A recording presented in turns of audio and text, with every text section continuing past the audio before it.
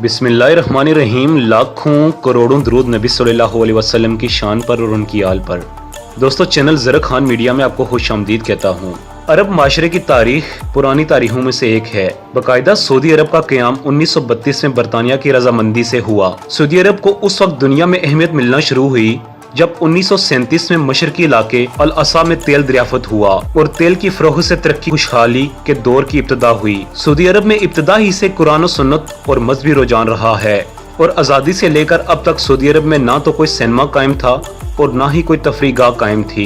हाल ही में सऊदी अरब में 35 साल की पाबंदी के बाद एक सिनेमा खुलने जा रहा है जिसमें दिखाई जाने वाली फिल्म ब्लैक पैंथर होगी। कई दहाइयों की पाबंदी के बाद अब सिनेमा क्यों खुलने जा रहा है, आइए इसके पीछे चंद वजूहात जानते हैं।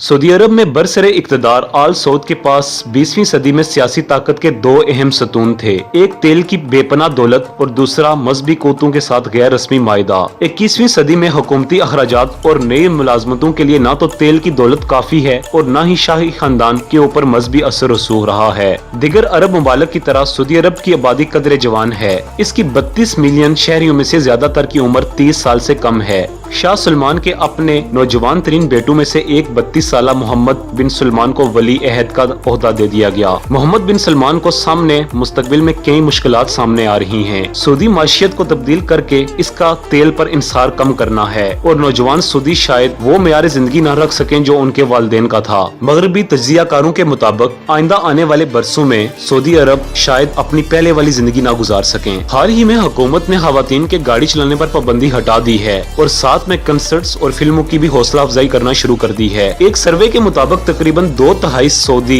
इंटरनेट सार्फिन हफ्ते की एक ऑनलाइन फिल्म देखते हैं और 10 में से 9 सऊदियों के पास स्मार्टफोन है। इसकी वजह तेल की आमदनी दिन ब दिन कम होती जा रही है और मुल्क तरक्की के लिए नए माशी रास्ते तलाश कर रहा है। सऊदी अरब में एक इंटरनेट सेक्टर भी खोला जा रहा है और ये इंटरनेट सेक्टर इसलिए खोला जा रहा है ताकि लोगों को नई मुलाजमतों के मौके मिले और इससे मुल्क में कुछ आमदनी भी हो। हुकूमत सिर्फ सिनेमा ही नहीं खोलना चाह रही बल्कि इससे मुनाफा भी कमाना चाह रही है। मौजूदा सियासी क़ियादत का ख्याल है कि बाअसर मौलवी हजरात सियासी तौर पर बहुत खतरनाक हो सकते हैं और हुकूमत इस बात का इशारा दे रही है कि अब इनके पास सियासी ताकत और असर रसूख कम हो गया है। इसलिए रवां हफ्ते रियाज में दिखाई जाने वाली फिल्म भी ये साबित करेगी कि एंटरटेनमेंट और तफरीह अहम सियासी, इक़्तिसादी और समाजी तब्दीली ला सकती हैं। दोस्तों, आज की वीडियो का मकसद आपको दिलचस्प इंफॉर्मेशन के बारे में आगाह करना था। अगर आपको हमारी वीडियो पसंद आई है तो आप इसे लाइक करें और शेयर करें। इसी के साथ मैं इजाजत चाहूँगा। अपना बहुत ख्याल रखिएगा। अल्लाह हाफिज़।